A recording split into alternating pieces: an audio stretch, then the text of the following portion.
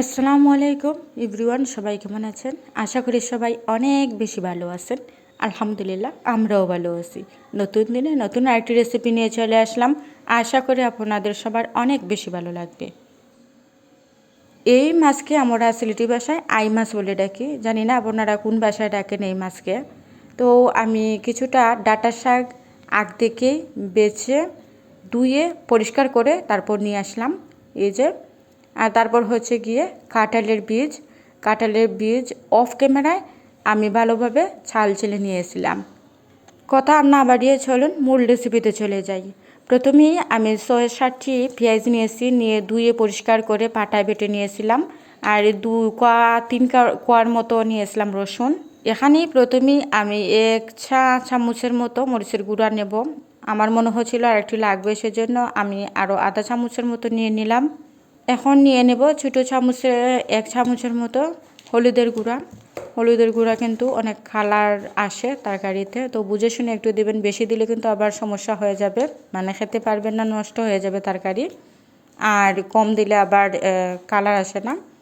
তো যাই হোক, আমি এখন দিয়ে দিচ্ছি ধনিয়ার গুঁড়ো ১ চা চামচের মতো। ধনিয়ার গুঁড়ো কিন্তু একটু বেশি পরিমাণ পড়লে তরকারি কালো হয়ে যায়, তো চেষ্টা করবেন একটু মিডিয়াম সাইজ রাখার জন্য। এখন দিয়ে দেব ২ চামচের মতো লবণ।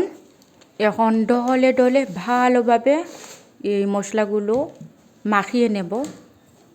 সবসময় একই রকম তরকারি খেতে একদম ভালো লাগে না। আমরা তো সবসময় রান্নাতে তেল বসিয়ে তারপর এক এক করে এক এক জিনিস দিই। তো আমার যখন একদম খেতে ইচ্ছে করে না একই রকম সবসময় খেতে, তো আমি একটু ভিন্নভাবে রান্নার চেষ্টা করি। মাথায় বুদ্ধি থাকলে রান্নাতেও জাদু আনা যায়, নর্মাল রান্নাতে।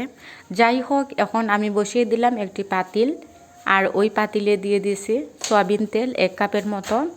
১ কাপের মতো সয়াবিন তেল দিয়ে ভালোভাবে গরম করতে হবে। গরম না করলে কাঁচা কাঁচা একটা গন্ধ থেকে যায়। চেষ্টা করবেন একটু নর্মালে রেখে একটু তেল গরম করার জন্য। ডাঁটা শাক আর কাঁঠালের বীজ দিয়ে এরকম রান্না করলে রান্নাটা অতুলনীয় হয়, ভীষণ স্বাদ হয়। আপনারা বাসায় একবার খেয়ে দেখবেন। এখন আমি যে আগের যে মশলাগুলো ভালোভাবে মাখিয়ে ৫ মিনিটের জন্য ঢেকে রেখেছিলাম, ওই মশলাগুলো আমি ঢেলে দেব। আমরা চেষ্টা করব হলুদের যে গন্ধ ভাবটা থাকে ওই ভাবটা যেন থাকে না, আর এরকম তেলে ভালোভাবে ভেজে নিতে হবে মশলাগুলো।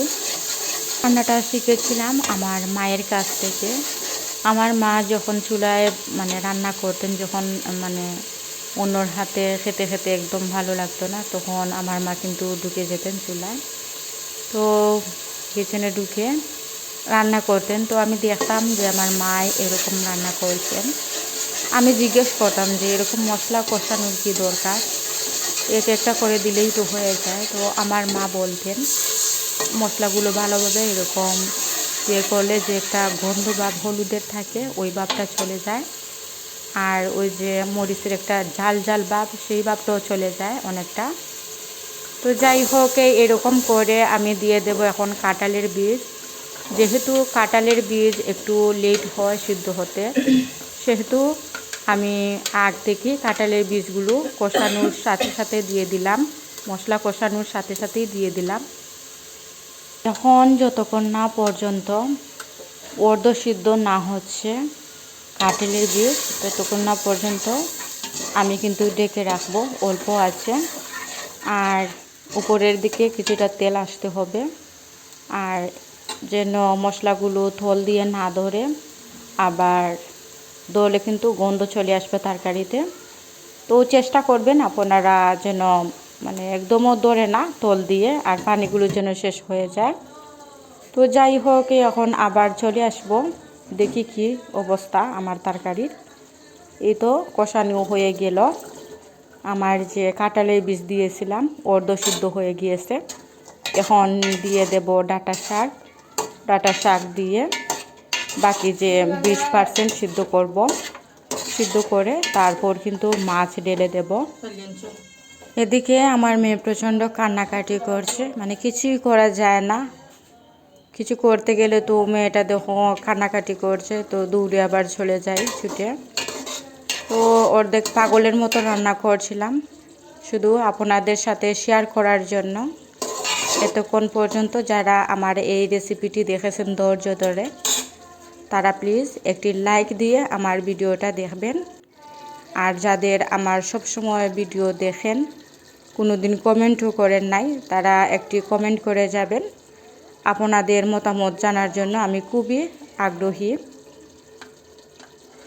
এখন ঢেলে দেব যে আই মাছগুলো পরিষ্কার করে কেটে রেখেছিলাম ধুয়ে, ওইগুলো ঢেলে দেব। ঢেলে দিয়ে একটু আলতুভাবে নাড়তে হবে, ভীষণ জোরেভাবে নাড়বেন না, নাড়লে কিন্তু মাছ ভেঙে যাবে। তো এরকম আলতুভাবে নাড়া দেবেন, নাড়া দিয়ে একটা ঢাকনা দিয়ে আবার ঢেকে রাখবেন। চেষ্টা করবেন যে পানিগুলোর যে মানে মাছের যেগুলো পানি থাকে ওইগুলো কিছুটা বের হওয়ার জন্য ঢেকে রেখেছিলাম। তো কিছুটা বের হয়ে গেল। তারপর আমি মানে যতটুকু পরিমাণ, আমাদের বাসায় কিন্তু আবার ঝুল বেশি খায় মানুষ, তো ঝুলের পরিমাণটা একটু বেশি দিয়ে দিলাম। আপনারা চাইলে কষিয়ে রান্না করতে পারেন। কাঁচামরিচ চেষ্টা করবেন মাছের সাথে দেওয়ার জন্য, কারণ মাছের সাথে যদি কাঁচামরিচ দেওয়া হয়, কাঁচামরিচের যে ঘ্রাণটা থাকে ওই ঘ্রাণটা থেকে যায়। আর যদি আগ থেকে দিয়ে দেন কাঁচামরিচ, তাহলে ওই ঘ্রাণটা আর থাকে না। তো শেষ আমার রান্না। এখন দিয়ে দেব ধনিয়ার পাতা। এই তো আমার সর্বশেষ রান্না। তো ভিডিওটি কেমন লেগেছিল আপনাদের মতামত